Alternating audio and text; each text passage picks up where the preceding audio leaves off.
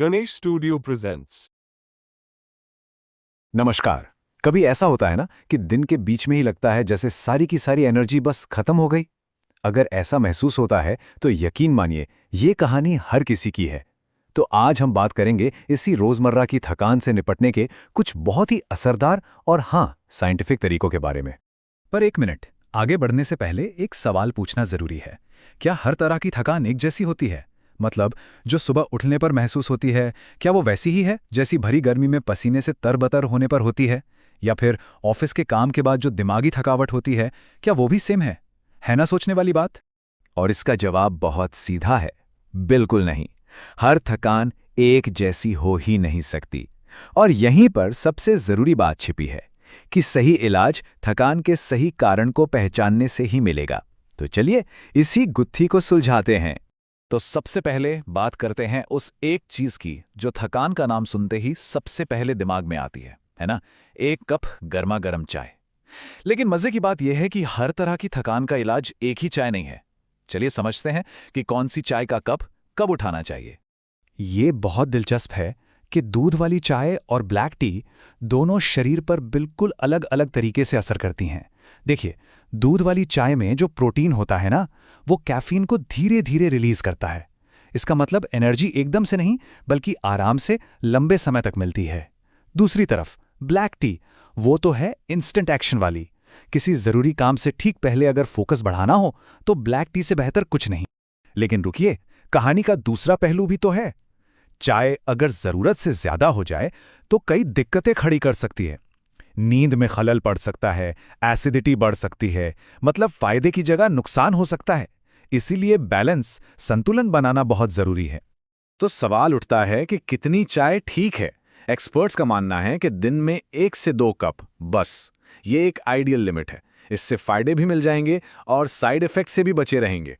अच्छा, तो instant energy वाले उपायों से अब थोड़ा आगे बढ़ते हैं। अब बात करते हैं एक ऐसे नुस्खे की जो शरीर को बाहर से नहीं बल्कि अंदर से मजबूत बनाता है, खासकर तब जब थकान पीछा ही नहीं छोड़ रही हो। जी हाँ, हम बात कर रहे हैं आयुर्वेदिक काढ़े की। यह सिर्फ एक ड्रिंक नहीं है, बल्कि शरीर के लिए एक तरह का डिफेंस शील्ड है। इसमें जो अदरक, हल्दी, तुलसी जैसी चीजें होती हैं, वो बॉडी के अंदरूनी सूजन को कम करके इम्यूनिटी को बूस्ट करती हैं। और हाँ, ये वात दोष को भी बैलेंस करता है। इसीलिए जब भी मौसम बदलता है और आलस घेर लेता है ना, तो काढ़ा एक रामबाण इलाज है। और सबसे अच्छी बात, इसे बनाना बच्चों का खेल है। बस 1 कप पानी लीजिए, उसमें ये सारी चीजें डालिए और 5 से 7 मिनट तक उबाल लीजिए, फिर छानकर पी लीजिए। बस आपका पावरफुल काढ़ा तैयार है। दिन में बस एक बार पीना ही काफी है। अच्छा, कई बार हमें लगता है कि थकान मतलब नींद की कमी या कमजोरी, पर असल वजह कुछ और ही होती है। वजह होती है शरीर में पानी की कमी। तो चलिए अब देखते हैं कि गर्मी और डिहाइड्रेशन से होने वाली इस खास तरह की थकान से कैसे निपटा जाए। इस तरह की थकान को कहते हैं डिहाइड्रेशन फटीग। होता क्या है कि जब शरीर में पानी और जरूरी मिनरल्स, जिन्हें इलेक्ट्रोलाइट्स कहते हैं, कम हो जाते हैं तो बस एनर्जी डाउन हो जाती है। लेकिन इसका इलाज बहुत आसान और स्वादिष्ट है। संतरा, नींबू और छाछ, ये चीजें सच में कमाल कर सकती हैं। देखिए, संतरा और नींबू में होता है ढेर सारा विटामिन सी, जो शरीर को अंदर से फ्रेश कर देता है। और छाछ, वो तो इलेक्ट्रोलाइट्स का खजाना है, जो खोई हुई एनर्जी को तुरंत वापस ले आती है। एक टिप ये है कि दिन की शुरुआत नींबू पानी से करें और दोपहर के समय छाछ या संतरा लें। एकदम परफेक्ट कॉम्बिनेशन है।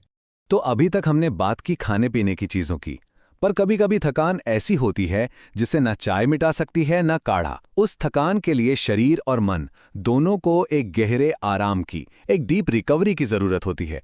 और इसके लिए एक बहुत ही सरल पर बेहद शक्तिशाली योगासन है, शवासन, जिसे कॉक्स पोज भी कहते हैं। इसे अपने शरीर और दिमाग के लिए एक सिस्टम रिबूट बटन समझ सकते हैं। जैसे कंप्यूटर हैंग होने पर रिबूट करते हैं ना, बस ये वही काम करता है।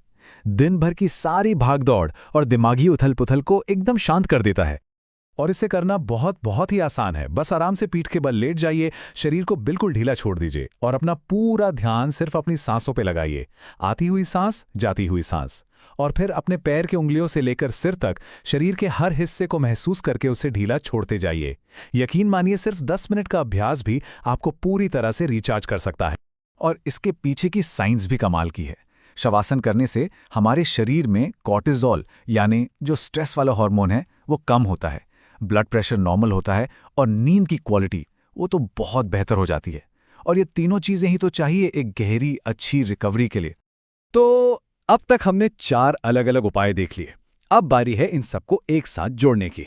चलिए एक तरह की चीट शीट बनाते हैं ताकि ये पता चले कि किस तरह की थकान के लिए कौन सा उपाय सबसे बेस्ट है।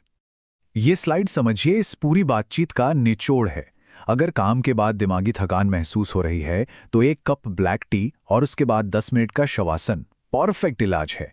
मौसम बदलने से सुस्ती आ रही है तो काढ़ा आजमाइए।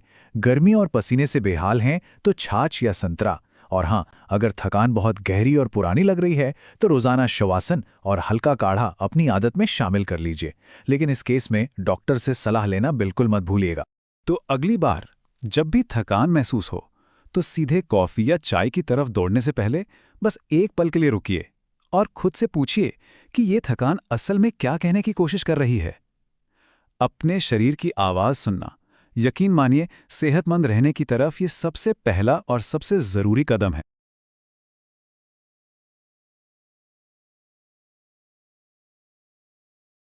लाइक, शेयर और सब्सक्राइब करें।